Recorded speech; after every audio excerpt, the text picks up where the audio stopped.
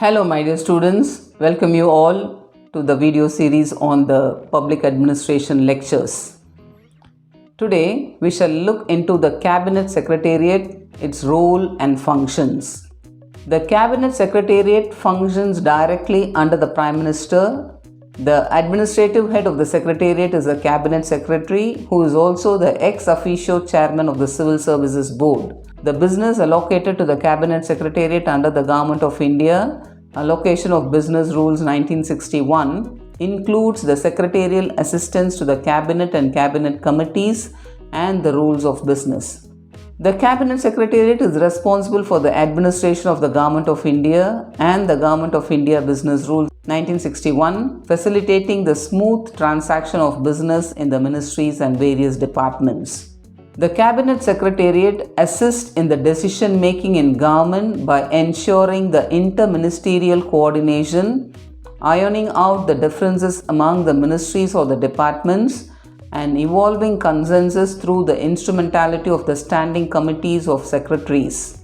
The management of major crisis situations in the country and coordinating activities of various ministries in such a situation is also one of the functions of the Cabinet Secretariat. Looking into the allocation and disposal of government business, the Government of India Allocation of Business Rules 1961 and the Government of India Transaction of Business Rules 1961 have been framed under Article 77(3) of the Constitution of India. The first schedule to the allocation of business rules specifies the ministries, department, offices and secretariats, while the second schedule lists out the business allocated to different ministries or departments of the Government of India.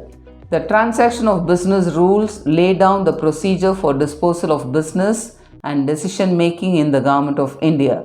The business of the Government of India is normally disposed of at various levels within the ministries or departments or under the general or special directions of the minister in charge, subject to the requisite interdepartmental consultations stipulated in the transaction of business rules. Looking back into the origin of the Cabinet Secretariat, before the adoption of the portfolio system in the Government of India, all governmental business was disposed of by the Governor General in Council.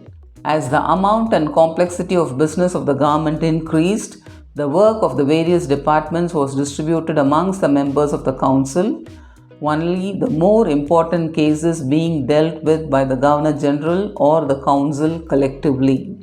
This procedure was legalized by the Indian Council Act of 1861 during the time of Lord Canning, leading to the introduction of the portfolio system and the inception of the Executive Council of the Governor General. The Secretariat of the Executive Council was headed by the Private Secretary to the Viceroy, but he did not attend the Council meetings.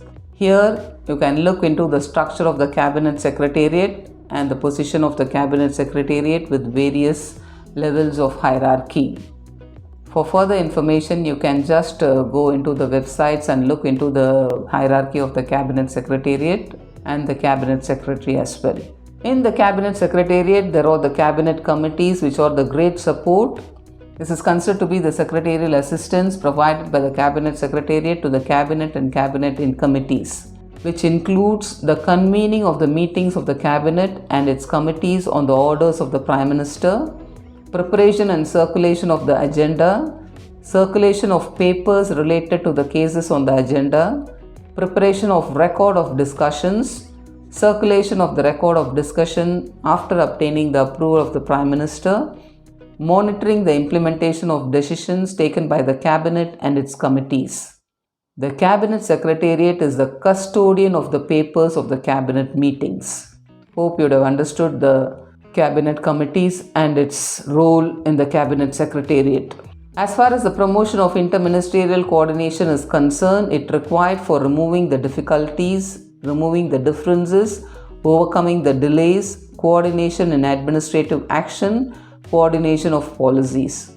While each ministry of the Government of India is responsible for acting on its own for expeditious implementation of government policies, plans and programs, where interministerial cooperation is involved, they often seek the assistance of the Cabinet Secretariat. The inter-ministerial problems are dealt within the meetings of the committees of secretaries.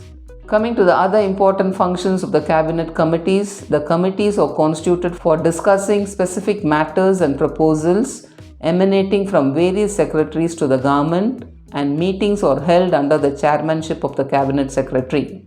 These committees have been able to break bottlenecks or secure mutually supporting interministerial action. The discussion of the committee of secretaries take place on the basis of a paper formulated by the principal department concerned and the department with a different point of view, if any, providing a supplementary note. There are other important functions which discharges such as monitoring, coordination, and promoting new policy initiatives. When we look into the appraisal of the Cabinet Secretariat, it is seen as an useful mechanism by the departments for promoting the inter-ministerial coordination, since the Cabinet Secretary is also the head of the civil services. The ministries or the departments, through the system of monthly DO letters, apprise the Cabinet Secretary about the important issues, developments pertaining to the respective ministry or department. A monthly report is also sent by the ministries or departments to the Cabinet Secretariat, providing the details on a wider range of issues such as important policy matters, compliance of COS decisions,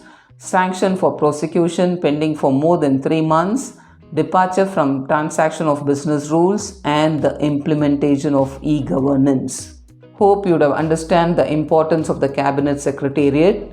Thank you very much for watching, and I will see you all in the next video with another important topic.